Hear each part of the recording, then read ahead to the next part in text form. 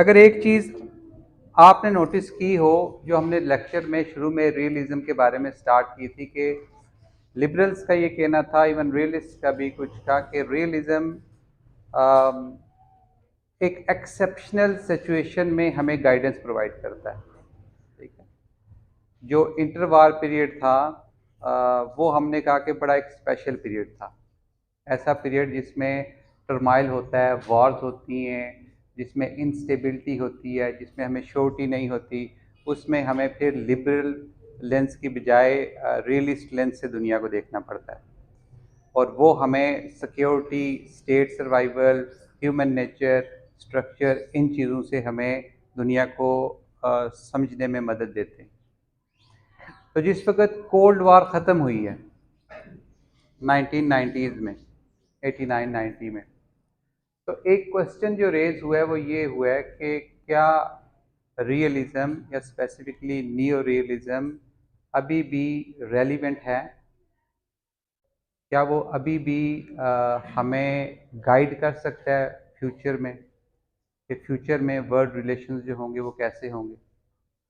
क्योंकि जो special period हमने कहा था, जिस पीरियड में रियलिज्म ज़्यादा रेलिवेंट होता है, वो वॉर्स में और स्पेशली कोल्ड वार के बीच में, तो वो कोल्ड वार ख़त्म हो गई है। अब सोवियत यूनियन जो है वो डिज़ोल्व हो गया। अब सिर्फ एक पावर, ग्रेट पावर दुनिया में बची है बाकी, जो यूनाइटेड स्टेट्स ऑफ अमेरिका है। तो अब रियलिज्म या नियो रियलिज्म हमें कैसे गाइड करेगा? तो इसमें जो नेक्स्ट स्कॉलर हम पढ़ेंगे वो स्टार्ट होगा मेर्शाइमर से। जॉन मेर्शाइमर। रियलिस्ट में दो ही बहुत बड़े नाम हैं, एक वॉल्ट्स का है और एक मेर्शाइमर का है। तो अराउंड 1990s, 93 में ऑलमोस्ट, ये क्वेश्चन रेज हुआ कि अब रियलिज्म जो है वो हमें मज़ीद गाइड कैसे करेगा। ठीक है, तो मेर्शाइमर जो है उसी ट्रेडिशन में, नियो रियलिज्म के ट्रेडिशन में खड़े होके इसने प्रपोज किया कि अभी भी रियलिज्म, स्पेसिफिकली नियो रियलिज्म, एक बहुत रेलिवेंट थ्योरी है इंटरनेशनल रिलेशंस की। बेशक कोल्ड वार ख़त्म हो गई है, लेकिन कोल्ड वार के बियॉन्ड भी आपके जितने भी रिलेशंस हैं वो हिस्ट्री में भी इसने गाइड किया और फ्यूचर में भी आपको गाइड करती रहेगी। ठीक है, और वो कैसे करेगी? उसने स्टार्ट किया अपना आर्ग्यूमेंट स्टेबिलिटी से। ठीक है, कि हमें जिस चीज़ के साथ कंसर्न है सबसे ज़्यादा वो ये है कि इंटरनेशनल रिलेशंस, जो ग्रेट पावर रिलेशंस हैं वो स्टेबल हैं या नहीं। ठीक?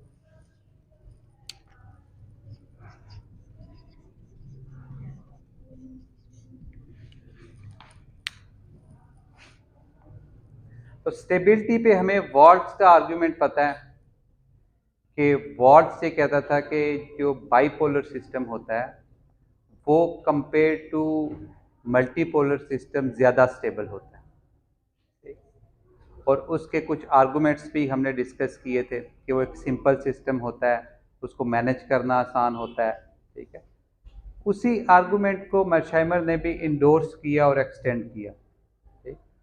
कि नियो रियलिज्म हमें कैसे कंटिन्यूस सपोर्ट, गाइडेंस प्रोवाइड कर सकता है। तो उसने कहा अगर आप स्टेबिलिटी को देखें, ठीक है, और जिस स्टेबिलिटी की हम बात कर रहे हैं उसमें स्टेबिलिटी हम स्ट्रक्चर से डिटरमिन कर रहे हैं। ठीक है, जब हम ये कहते हैं कि कोई सिस्टम बाइपोलर है या वो मल्टीपोलर है, तो ये आपको पता है ये स्ट्रक्चर का करेक्टरिस्टिक है। ठीक है, तो मेर्शाइमर का कहना था कि अगर हम स्ट्रक्चर को सिर्फ सामने रखें तो हमें इस चीज़ को मानना पड़ेगा कि बाइपोलर स्ट्रक्चर जो है वो स्टिल अभी भी रेलिवेंट है। यानी बाइपोलर स्ट्रक्चर और सिक्योरिटी ये हमेशा हमें गाइडेंस प्रोवाइड करती रहेगी। जो हमने लॉन्ग पीस कोल्ड वॉर में एंजॉय किया है, वही वॉल्ट्स का आर्गूमेंट, वो हमने बाइपोलैरिटी की वजह से किया है। उस लॉन्ग पीस में 1945 से 1990 तक ह्यूमन नेचर वैसे ही रही थी, आपके जो इंटरनल अफेयर्स हैं वो वैसे ही चल रहे थे। अगर दुनिया में ग्रेट पावर रिलेशन स्टेबल थे तो वो स्टेबिलिटी सिर्फ और सिर्फ बाइपोलैरिटी की वजह से थी। तो एक जो सिस्टेमिक फीचर से आप देख के कि दुनिया अब बाइपोलर नहीं रही। कोल्ड वार के बाद हमारी ये डिबेट है कि ये दुनिया बाइपोलैरिटी से किस तरफ जा रही है, ठीक है, या किस तरफ गई है। और उसमें हम स्पेसिफिकली जब आगे बैलेंस ऑफ पावर डिस्कस करेंगे और उसमें हम मज़ीद इसको देखेंगे कि कितने ऑप्शंस हैं हमारे पास। लेकिन जो मर्शाइमर का आर्गूमेंट था वो ये था कि मल्टीपोलर सिस्टम अगर यूरोप में वापस आया तो उससे इंस्टेबिलिटी आएगी, ठीक है। जितना भी यूरोप एक, अगर आप यूरोप की हिस्ट्री आपने देखी हो 1648 में, वो बहुत एक मैसी रीजन रहा, ठीक है। हमेशा वहाँ पे टर्माइल आपको नज़र आई है, हमेशा आपको वॉर्स वहाँ पे नज़र आई हैं। एक पावर फ्रांस जो है वो ब्रिटेन से उसकी वार हो रही है, जर्मनी और फ्रांस की हो रही है, आपस में सारे एक दूसरे के साथ 16, 17, 18 सेंचुरी सब वॉर्स ही हो रही हैं। उससे पहले भी ऐसा ही है ये रीजन। तो जो एक बीच में मोमेंटरीली पॉज आया है 1945 से 1990 तक, वो आया न्यू रियलिस्ट के मुताबिक स्ट्रक्चरल फीचर से, बाइपोलैरिटी से। तो अगर सिस्टम बाइपोलैरिटी से मल्टीपोलैरिटी की तरफ जाता है तो मर्शाइमर का कहना था कि हमारे रीजन में जहाँ पे ये सारी ग्रेट पावर्स एग्जिस्ट कर रही हैं, इंस्टेबिलिटी इंक्रीज होगी। यानी हमारा क्वेश्चन ये है कि क्या अभी भी नियो रियलिज्म हमें गाइड कर सकता है, ठीक है। तो नियो रियलिज्म के अंदर रहते ही वो आर्ग्यूमेंट कर रहा है कि अभी भी वो हमें गाइड कर रहा है, अभी भी वो प्रिडिक्ट कर रहा है कि फ्यूचर रिलेशंस जो होंगे वो कैसे होंगे या कैसे हो सकते हैं, ठीक है। अगर आप इसका देखेंगे आपकी बुक में बॉक्स 3.15 चैप्टर 3 में, जहाँ पे मर्शाइमर इसको कंपेयर कर रहा है अपनी स्टेबिलिटी थ्योरी को। दो कंडीशंस उसने ड्रॉ की हैं कि एक बाइपोलैरिटी है और एक तरफ मल्टीपोलैरिटी है, ठीक है।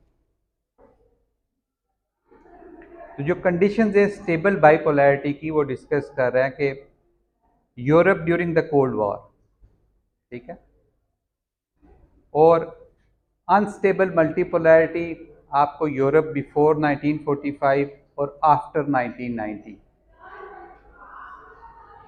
फिर जो बाइपोलैरिटी है वहाँ पे आपको दो सुपर पावर्स नज़र आ रही हैं, मल्टीपोलैरिटी में आपको सेवरल ग्रेट पावर्स जो है वो नज़र आ सकती हैं। सुपर पावर इक्वलिटी है बाइपोलैरिटी में, और मल्टीपोलैरिटी में अनइक्वल पावर्स हैं और बैलेंस ऑफ पावर जो है वो कभी भी शिफ्ट हो सकता है। तो बेसिकली इसमें बॉक्स में ये आपको स्टेबिलिटी और अनस्टेबिलिटी, बाइपोलैरिटी और मल्टीपोलैरिटी के कॉन्टेक्स्ट में वो बता रहे हैं कि वो कैसी हो सकती है। तो मर्शाइमर भी है वो नियो रियलिस्ट, ठीक है। वॉल्ट्स फादर है नियो रियलिज्म का एक तरह से, मर्शाइमर उसी के फुट स्टेप्स को फॉलो कर रहा है, उसी जगह पे खड़ा है, आर्गूमेंट कर रहा है, और वो भी इसी स्ट्रक्चरल थ्योरी को इंडोर्स कर रहा है कि स्ट्रक्चर मैटर करता है, ठीक है। लेकिन एक इंटरेस्टिंग चीज़ जो मर्शाइमर को वॉल्ट से डिफ्रेंशिएट करती है, वो हम देखेंगे कि आगे जाके मर्शाइमर एक बहुत इंटरेस्टिंग आर्गूमेंट लेके आता है रियलिज्म के अंदर ही। स्टेबिलिटी तक 1990s तक, 93 तक यहाँ पे नियो रियलिज्म के कैंप में वो खड़ा है, लेकिन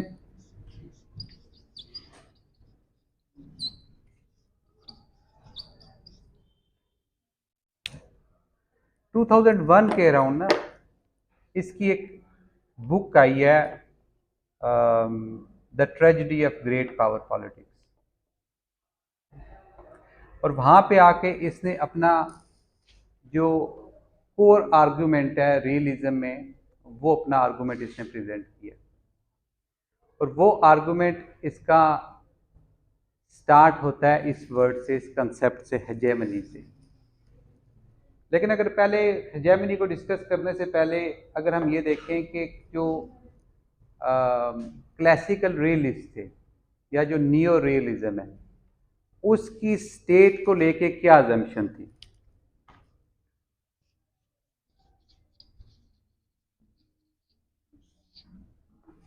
नियो रियलिज्म हमें कहता था कि स्टेट जो है वो पावर सीकर्स हैं, ठीक है, और उनको पावर किस लिए चाहिए, उनको अपनी सिक्योरिटी और अपने सर्वाइवल के लिए पावर चाहिए। और एक्स्ट्रा पावर जो है, एक्सेसिव पावर जो है, वो काउंटर प्रोडक्टिव होती है। काउंटर प्रोडक्टिव इसलिए होती है कि अगर एक स्टेट पावरफुल है और दूसरी स्टेट भी उतनी पावरफुल होती है, उनके बीच में बैलेंस ऑफ पावर एस्टेब्लिश हो जाता है, जो कि रियलिस्ट का स्टेबिलिटी के लिए एक बहुत बड़ा आर्गुमेंट है कि इंटरनेशनल सिस्टम में स्टेबिलिटी कैसे आती है। जो हम बाईपोलर सिस्टम में स्टेबिलिटी की बात कर रहे हैं, तो बाईपोलर सिस्टम में भी स्टेबिलिटी बैलेंस ऑफ पावर की वजह से आ रही है, ठीक है, क्योंकि बाईपोलर सिस्टम में बैलेंस ऑफ पावर मेंटेन करना रिलेटिवली इजी है कंपेयर टू मल्टीपोलर सिस्टम। तो जो नियो रियलिज्म है, जो वॉल्ट्स है, उसकी बेसिक अजम्पशन ये है कि स्टेट्स सिक्योरिटी सीख करें, उनको सिक्योरिटी चाहिए अपने सर्वाइवल के लिए, लेकिन सिक्योरिटी की या पावर की एक लिमिट है। जब स्टेट वो लिमिट अचीव कर लेती हैं, उतनी पावर अचीव कर लेती हैं, उसके बाद मज़ीद पावर अपनी गेन करना वो काउंटर प्रोडक्टिव होता है। काउंटर प्रोडक्टिव इसलिए होता है कि वो बैलेंस ऑफ पावर को डिस्टर्ब कर देता है। तो स्टेट का प्राइमरी फंक्शन ये है कि उन्हें बैलेंस ऑफ पावर को डिस्टर्ब नहीं करना, उनको मेंटेन करके रखना है, ठीक। तो अगर आपको ये पता चल गया कि आपने एक ख़ास हद तक पैरिटी हासिल कर ली है, आपके पास भी न्यूक्लियर वेपन्स हैं, आपके एडवर्सरी के पास भी न्यूक्लियर वेपन्स हैं, तो ये एक अच्छा स्पॉट है जहाँ पे हम पावर मैक्सिमाइजेशन ख़त्म कर दें, क्योंकि अब हम बैलेंस ऑफ पावर में इस सिस्टम को स्टेबल रख सकते हैं। मर्शाइमर ने आके इसमें जो एडिशन किया वो ये किया कि स्टेट्स जो हैं वो पावर मैक्सिमाइजर्स हैं, okay? उसका कहना ये था कि स्टेट्स कभी भी पावर हासिल करना वो स्टॉप नहीं करती, वो रिलेंटलेसली सीख कर रही होती हैं पावर। यानी कोई ऐसा पॉइंट नहीं है, कोई ऐसा स्टैंडर्ड नहीं है कि वो स्टेट ने अचीव कर लिया और उसके बाद स्टेट जो है वो अपनी पावर को स्टॉप कर दे कि अब मैंने बाकी एक्स्ट्रा मिसाइल्स नहीं बनाने, मज़ीद टेक्नोलॉजी हमने नहीं करनी, बस इतनी पावर हमारे लिए इनफ है। तो उसने कहा कि स्टेट ऐसा क्यों करती हैं, क्योंकि स्टेट्स जो होती हैं वो बेसिकली हेजमॉन बनना चाहती हैं। हेजमॉन का मतलब ये होता है कि आप इतनी पावर अचीव कर लो कि कोई दूसरी स्टेट उस पूरे सिस्टम में आपको कभी चैलेंज ना कर सके।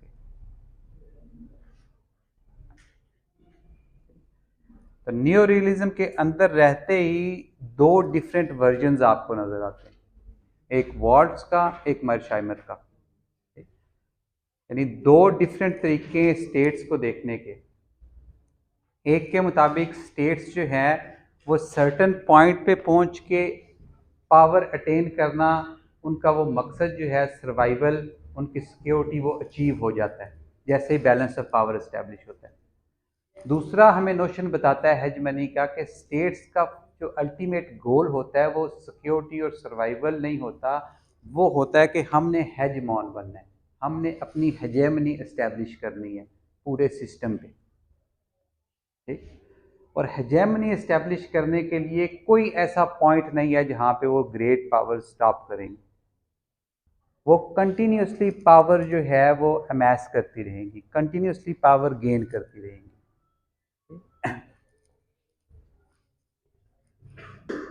लेकिन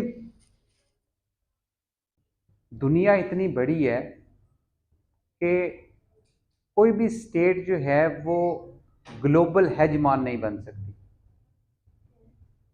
कोई भी स्टेट इतनी पावर अचीव नहीं कर सकती मर्शाइमर के नज़दीक कि वो ग्लोबली डोमिनेट करना शुरू कर दे, पूरे रीजन को, पूरी वर्ल्ड को, पूरे ग्लोब को। तो होता क्या है कि स्टेट्स के पास डिज़ायर तो होती है कि वो हेजमॉन बने, लेकिन उसकी डिज़ायर जो है वो उस पर कॉन्स्ट्रेंट ये होता है कि ग्लोब बहुत बड़ा है, इतनी ज़्यादा पावर आप जो है वो प्रोजेक्ट नहीं कर सकते, तो वो फिर रीजनल हेजमॉन बनने की कोशिश करती है।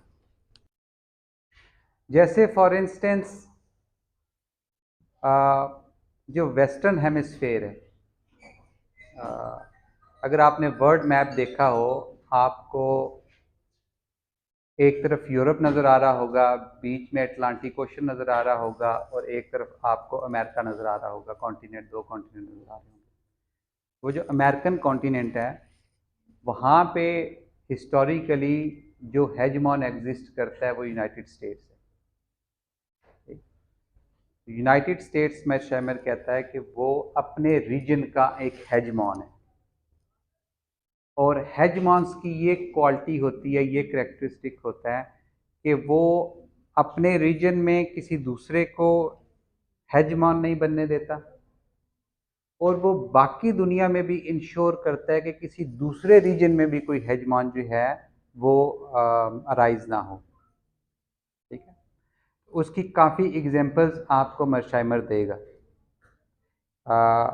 जैसे 19th सेंचुरी में 1820s में समथिंग यूनाइटेड स्टेट्स की एक डॉक्ट्राइन थी जिसको कहते हैं मनरो डॉक्ट्राइन, शायद आपने नाम सुना हो।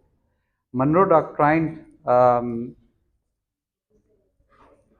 जो प्रेसिडेंट के उनके नाम पे है, उसका मकसद ये था कि जो वेस्टर्न पावर्स हैं उस वक्त जो थी, ब्रिटेन हो गया, फ्रांस हो गया, जो उस वक्त कलोनियल पावर्स थी, स्पेन हो गया, पुर्तगाल हो गया, कि इनको प्रिवेंट करना कि ये आके वेस्टर्न हेमिस्फेयर में, अमेरिकाज में आके अपनी फर्दर कॉलोनीज इस्टेब्लिश ना करें।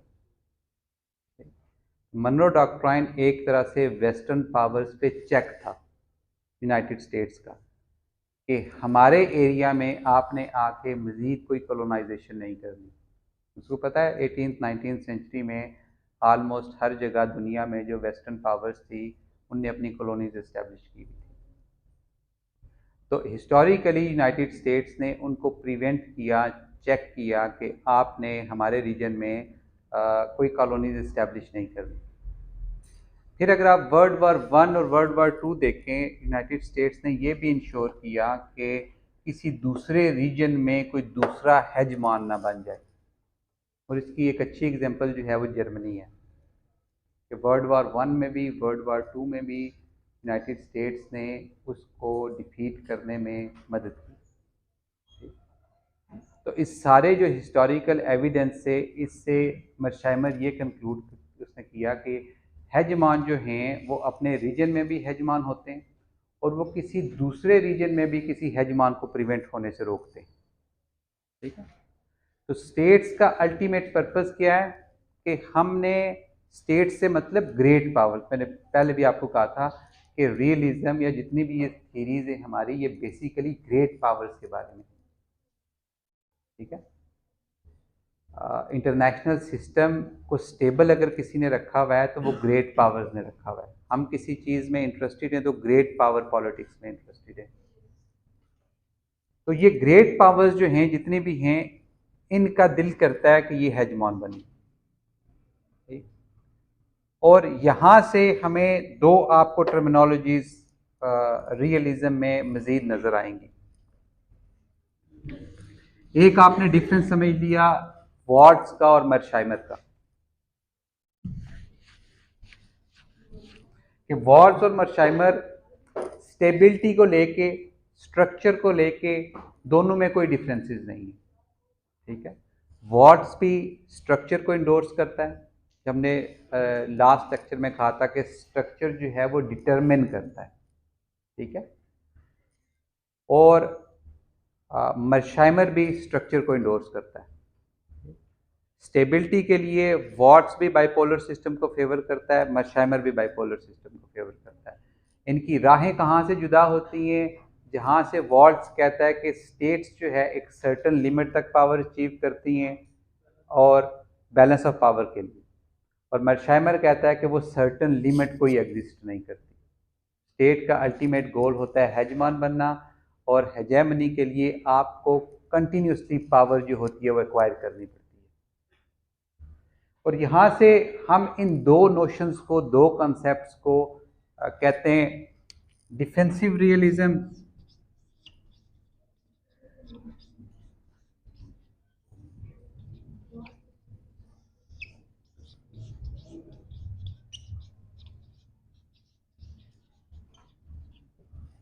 और ऑफेंसिव रियलिज्म। लेकिन ये सिर्फ लेबल्स हैं जो हम देते हैं इन रियलिस्ट थॉट्स को। इनके नीचे जो लॉजिक है वो लॉजिक वही है कि एक स्टेट जो है वो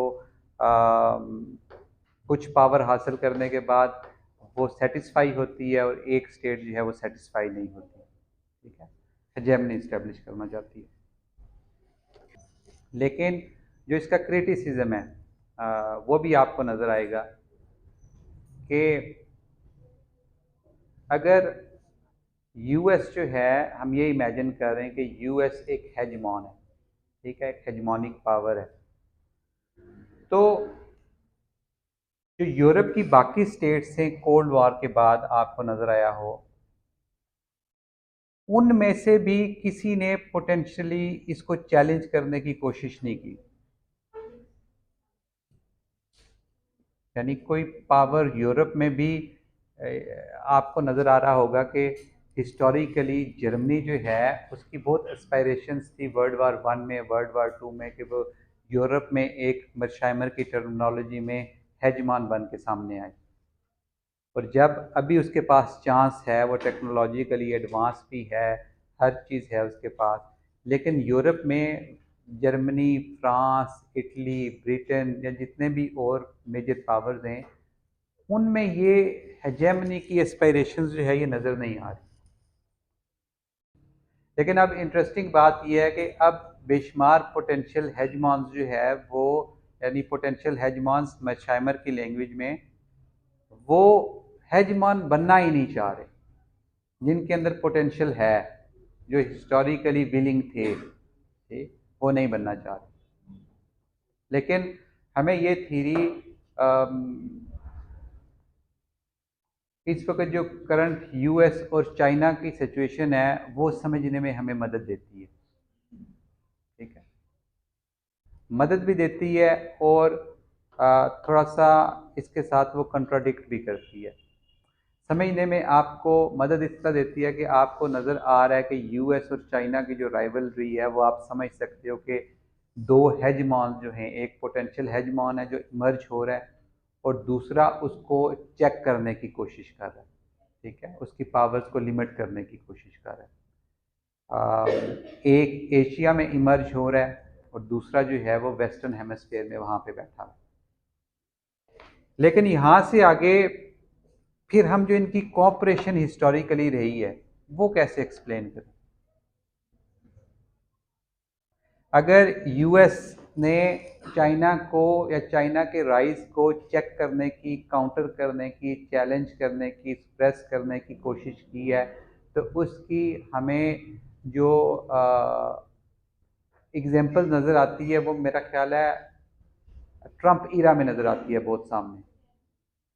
उससे पहले वेस्टर्न वर्ल्ड ने, स्पेशली यूएस ने, चाइना को स्ट्रेंथन करने में उसकी मदद की है। तो ये दोनों चीज़ें कि हेजेमनी आपको कुछ चीज़ें एक्सप्लेन करने में मदद भी करती है, और फिर इंटर अगर आप दुनिया की डेवलपमेंट्स देखें तो कुछ चीज़ें जो इसके लेंस से एक्सप्लेन नहीं होती। और ये सिर्फ हेजेमनी के साथ खास नहीं है, इसीलिए हमारे पास मल्टीपल अप्रोचेज होती हैं कि एक कोई चीज़ अगर एक अप्रोच एक्सप्लेन नहीं कर रही तो वो चीज़ दूसरी अप्रोच आके एक्सप्लेन करने की कोशिश करेगी। ठीक, इसलिए आईआर में कोई एक थ्योरी नहीं है, एक अप्रोच नहीं है।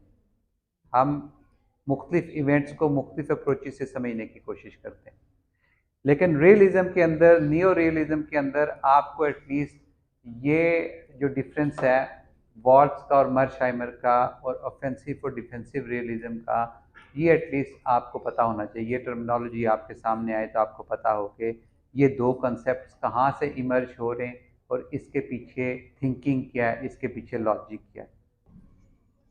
हमने क्लासिकल रियलिज़म देखा, हमने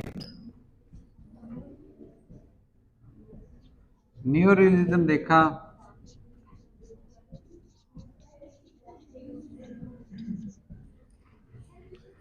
और हम डिस्कस करते हैं इसका final variant neo classical realism. Confusing नाम है सारे।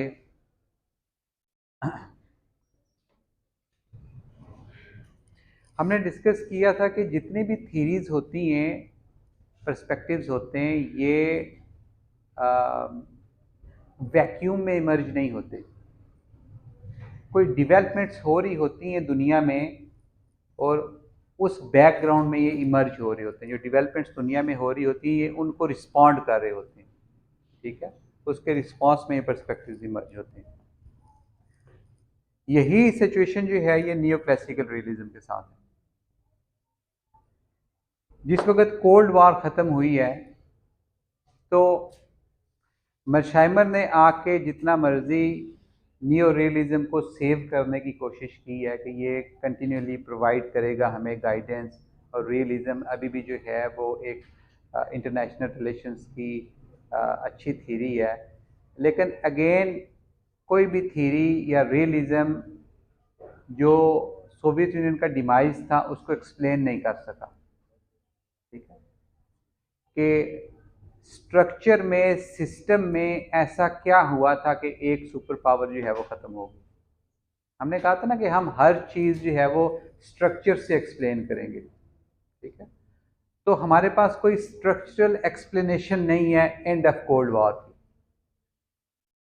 नियो रियलिज्म ने हमें कभी प्रिडिक्ट नहीं किया था कि कोल्ड वॉर ख़त्म हो जाएगी। नियो रियलिज्म ने हमें कहा था कि ये सिस्टम स्टेबल है, बाईपोलर सिस्टम स्टेबल होता है और ये स्टेबिलिटी जो है ये कंटिन्यूसली चलती रहेगी, हम इंजॉय करेंगे स्टेबिलिटी को। लेकिन जैसे ही कोल्ड वार ख़त्म हुई है, हमारी स्टेबिलिटी तो शायद ख़त्म नहीं हुई, लेकिन रियलिज्म के जो फाउंडेशनल प्रिंसिपल्स थे हमने उनको क्वेश्चन करना शुरू कर दिया। तो रियलिज्म के लिए बहुत मुश्किल ये पीरियड था कोल्ड वार के बाद का कि वो अपने आप को सस्टेन रखे। तो उसमें एक जो थ्योरी आई है जिसने किसी हद तक इन चीज़ों को सेव करने की कोशिश की है, वो नियो क्लासिकल रियलिज्म है। और जैसे कि इसके नाम से जाहिर है कि नियो जो है वो यहाँ से आया है और क्लासिकल जो है वो यहाँ से आया।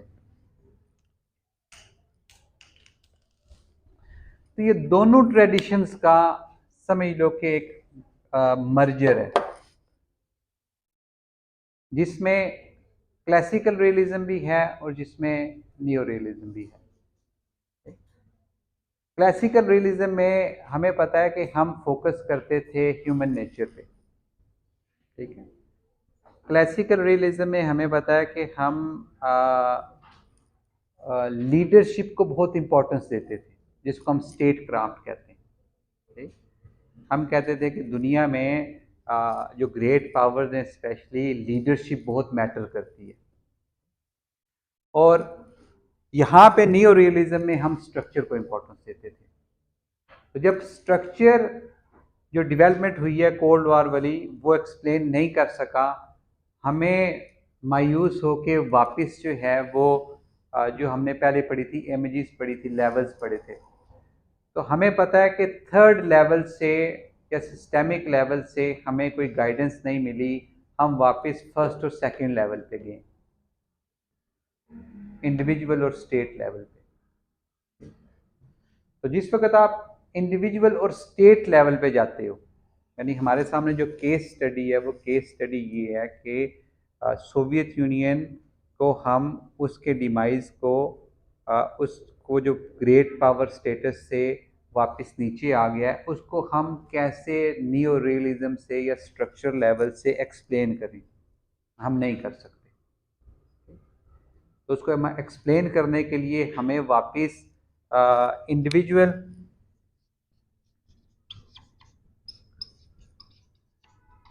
और स्टेट लेवल पे जाना पड़ा।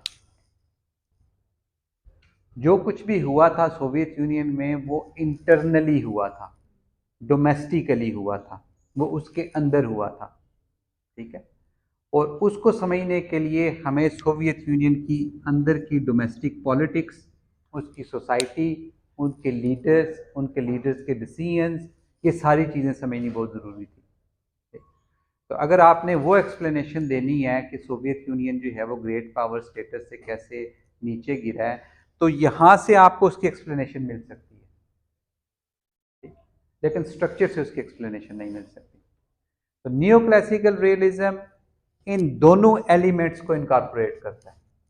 वो इस चीज़ को एक्नॉलेज करता है कि सिर्फ स्ट्रक्चर में रह के हम किसी चीज़ को एक्सप्लेन नहीं कर सकते। स्ट्रक्चर इंपॉर्टेंट है, स्ट्रक्चर आपकी चॉइसेस को इन्फ्लुएंस करता है, लेकिन स्ट्रक्चर डिटर्मिनेंट फैक्टर नहीं है, ठीक है। तो यहाँ पे की वर्ड है वो डिटर्मिनेंट है, कि स्ट्रक्चर ही हर चीज़ नहीं डिटर्मिन कर रहा। कुछ चीज़ें स्ट्रक्चर लेवल से नीचे इंडिविजुअल और स्टेट लेवल पे डिटर्मिन हो रही, और जब हम इंडिविजुअल और स्टेट लेवल पे आएंगे तब हम डेवलपमेंट्स को एक्सप्लेन करने की पोजीशन में होंगे। हम हमारी जो डेवलपमेंट है सोवियत यूनियन वाली, हम उसे यहाँ पे रह के एक्सप्लेन कर सकते हैं, ठीक, सिर्फ नियो रियलिज्म से नहीं कर सकते। तो ये इन दोनों की मैरिज है, इन दोनों का मर्जर है, इन दोनों का मिड पॉइंट है, ठीक। तो अब आप देख सकते हो कि जो रियलिस्ट हैं वो कितने कलर्स में, कितने शेड्स में आते हैं, ठीक है। कुछ क्लासिकल रियलिस्ट हैं, कुछ नियो रियलिस्ट हैं, कुछ नियो क्लासिकल रियलिस्ट हैं, लेकिन हैं ये सब रियलिस्ट। इन सब की जो बेसिक अजम्पशंस हैं, ठीक है, कि हम एनार्किक वर्ल्ड में रहते हैं, ठीक है। एनार्की सारूम, बल्कि एक अच्छा यहाँ पे वो एक कंपैरेटिव टेबल है, अगर मैंने वो, हाँ जी 3.16 अगर आप देखें टेबल, नजर आया? अच्छा, इसमें देखें तीनों जो है वो इंडोर्स कर रहे हैं किस चीज को? एनार्की। यानी जो बेसिक एजम्पशन है रियलिज्म की कि हम एक एनार्किक वर्ल्ड में रहते हैं, हमारे ऊपर कोई एक सुपर पावर, कोई अथॉरिटी एग्जिस्ट नहीं करती, सुप्रीम अथॉरिटी एग्जिस्ट नहीं करती, वो तीनों क्लासिकल, नियो रियलिज्म और नियो क्लासिकल इंडोर्स करते हैं। स्टेट पावर गेन करना स्टेट का एक जो है वो बेसिक फंक्शन है, ठीक है। पावर हंग्री होती है, तीनों इसको इंडोर्स करते हैं। लीडरशिप, अब लीडरशिप आपको नजर आएगा, क्लासिकल जो है वो फोकस करते हैं लीडरशिप के, लीडरशिप इंपॉर्टेंस होती है। नियो रियलिस्ट जो हैं, क्योंकि उनका फोकस स्ट्रक्चर था, ठीक है, तो स्ट्रक्चर से नीचे के जितने भी वेरिएबल्स थे उनने उनको कंसिडर नहीं किया, वो लीडरशिप को कंसिडर नहीं करते। नियो क्लासिकल जो हैं वो लीडरशिप को कंसिडर करते हैं। इसी तरह स्टेट क्राफ्ट, और स्टेट क्राफ्ट में एथिक्स, जो नियो क्लासिकल हैं वो जिस चीज़ के साथ एग्री करते हैं क्लासिकल की, वो तो लीडरशिप है, लेकिन क्लासिकल में आपको पता है एथिक्स की बहुत डिबेट होती थी। क्लासिकल रियलिज्म में हमने एथिक्स की डिबेट की थी, कि बेशक हमने ये कहा था कि स्टेट एथिक्स जो होते हैं वो पर्सनल एथिक्स से डिफरेंट होते हैं, लेकिन एटलीस्ट हमारे लिटरेचर में वो डिबेट आती थी। नियो क्लासिकल में एटलीस्ट वो डिबेट नहीं है, यानी एथिक्स जो हैं हमने उन्हें फॉलो नहीं करना। डोमेस्टिक सोसाइटी, यानी जो डोमेस्टिक करेक्टरिस्टिक्स हैं सोसाइटी के, ठीक है, वो नियो क्लासिकल में आते हैं। और ये हम आगे जाके जब लिबरलिज्म पढ़ेंगे तो तब हमें आइडिया होगा कि ये बेसिकली लिबरल अप्रोच से ये उनने बारो किए हुए ये कंसेप्ट। और सोशल साइंस मतलब कि कोई पॉसिबिलिटी है थ्योरी की सोशल साइंसेज में, तो क्लासिकल को छोड़ के नियो और नियो क्लासिकल दोनों इस चीज़ को इंश्योर करते हैं, एटलीस्ट ट्राई करते हैं कि हम कोई थ्योरी कंस्ट्रक्ट कर सकें, ठीक है, साइंटिफिक थ्योरी। क्लासिकल हमें पता है वो कोई साइंटिफिक थ्योरी नहीं दे रहे थे, वो बिहेवियरलिज्म से पहले की अप्रोच है, एग्जैक्टली। तो ये आपका अच्छा एक कंपैरिजन है इन तीन अप्रोचेस के बीच में, इन तीन वेरिएंट्स के बीच में, ये तीन वेरिएंट्स कैसे देखते हैं।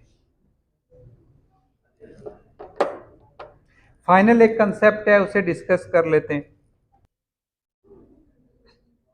अच्छा, बैलेंस ऑफ पावर जो है ये हमने पढ़ा था कि ये रियलिस्ट का एक क्लासिकल टूल है ये एक natural phenomena.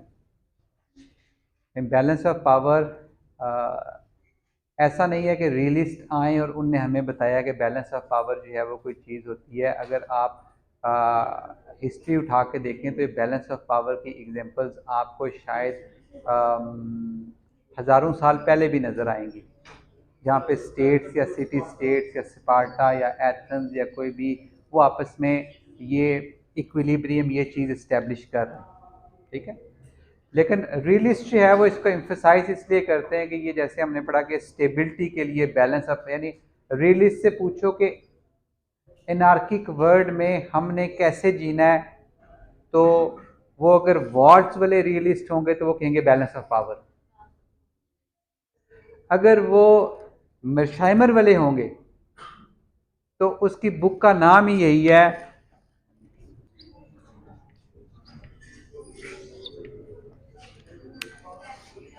The tragedy of great power politics. यानी वॉल्ट्स ने आपको कहा है कि आप जो है वो बैलेंस ऑफ पावर एस्टेब्लिश कर लो, स्टेबिलिटी हो जाएगी, अमन हो जाएगा, हम आराम सुकून से रह लेंगे। मेर्शाइमर ने आपको बताया कि हम इस ट्रेजेडी में रह रहे हैं, ठीक है, और वो ट्रेजेडी ये है कि कभी भी अमन कायम नहीं हो सकता। क्यों? क्योंकि स्टेट्स हमेशा पावर मैक्सिमाइज करने की कोशिश करती रहेंगी, हमेशा हेजमान बनने की कोशिश करती रहेंगी। इसलिए यानी इस ट्रेजेडी में, इंटरनेशनल अफेयर्स की ट्रेजेडी में ट्रेजेडी ये है कि कभी भी स्टेबिलिटी हम इंश्योर नहीं कर सकते, बैलेंस ऑफ पावर हमारे पास कोई अच्छा टूल नहीं है, ठीक। लेकिन जो सबसे बड़ा धचका हमें लगा है, जो रियलिस्ट, मैंने जैसे आपको बताया कि कोल्ड वार के ख़त्म होने के बाद रियलिस्ट के काफ़ी कंसेप्ट जो हैं उनको रीफार्मुलेट करने की ज़रूरत पड़ी है, और उसमें से एक कंसेप्ट जो है ये बैलेंस ऑफ पावर का भी था।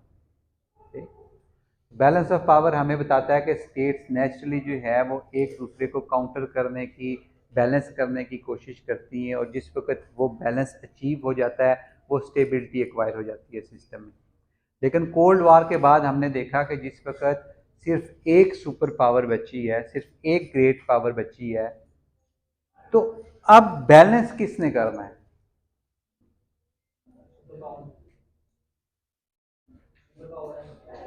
तो वो एक ही है ना, ग्रेट पावर्स बैलेंस करती है ना एक दूसरे को।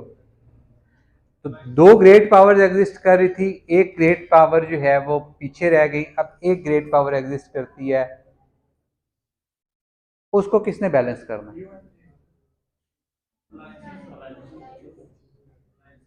किधर आपने देखा है दुनिया में कि कोल्ड वार के बाद सारी दुनिया ने एक अलायंस बना लिया कि हम मिल के यूएस को जो है वो बैलेंस करेंगे?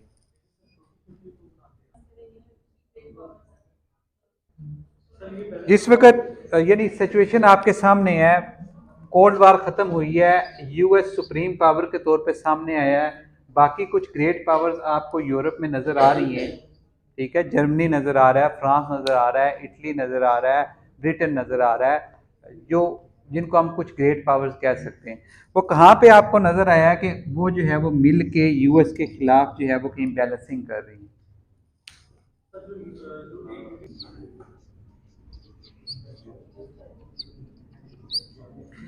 ये दोनों इंटरचेंजेबली कंसेप्ट यूज होते हैं, यूनिपोलैरिटी और हेजेमनी। ठीक है, जो आप बात कर रहे हैं कि वो स्टेट जो है वो इंश्योर करेगी कि अब मैं इतनी जो है वो पावरफुल हो जाऊं कि कोई भी जो है वो फ्यूचर में मेरे खिलाफ राइज ना हो सके, तो वो यहाँ से हम उसको एक्सप्लेन करने की कोशिश कर सकते हैं।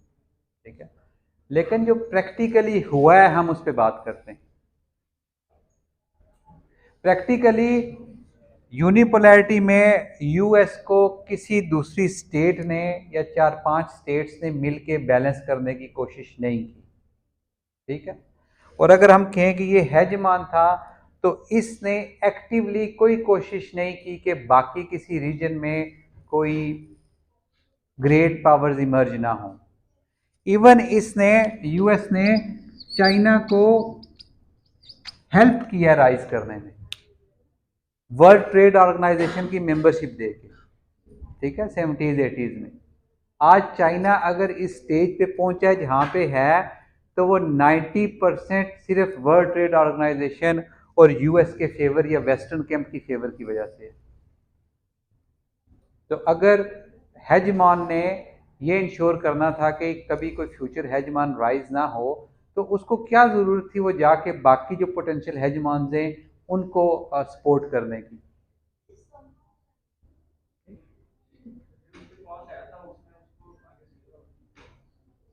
किसके पास? नहीं, उसने अपनी मार्केट प्रोवाइड की है ना। यूएस ने चाइना को तो कुछ इतना सेल नहीं किया जितना चाइना ने यूएस को सेल किया। ठीक है, अगर आप देखें उठा के तो ट्रेड डेफिसिट आपको नजर आ जाएगा चाइना और यूएस का, कि यूएस से कितने गुड्स जो है वो चाइना जाते हैं और चाइना से कितने यूएस आते हैं। तो हम बात ये कर रहे हैं कि कोल्ड वार के बाद एक यूनिपोलर वर्ल्ड में हमें बैलेंस ऑफ पावर भी नज़र नहीं आता। ठीक है, और अगर हम इस हेजेमनी के लेंस से चीज़ों को समझने की कोशिश करते हैं, तब भी कुछ चीज़ें जो होती हैं वो कंफ्यूज होती हैं, हम कंफ्यूज हो जाते हैं। ठीक, तो एक रियलिस्ट ने एक कंसेप्ट इंट्रोड्यूस कराया था, इसको जाके एक्सप्लोर कीजिएगा।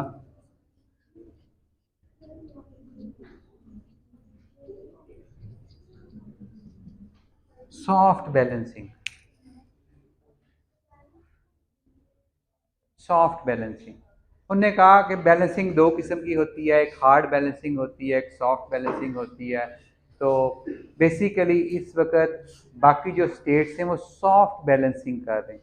वो ग्रेट पावर के खिलाफ कोई वेपन्स, कोई टेक्नोलॉजी, कोई मिलिट्री, वो उसमें पैरिटी नहीं ला रहे, बल्कि वो क्या कर रहे हैं, वो और अपने अंदर जो है वो आइडियोलॉजी में, कॉपरेशन में, इन चीज़ों में चेंजेस ला रहे हैं।